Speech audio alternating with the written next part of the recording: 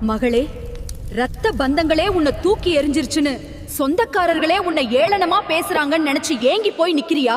யாருக்காக நீ ரத்தத்தை வேர்வையாக்கி உழைச்சியோ அவங்களே உன்னை உதவாதவள்னு ஒதுக்கி வச்சப்போ உன் நெஞ்சு எவ்வளவு துடிச்சிருக்கும்னு எனக்கு தெரியும்.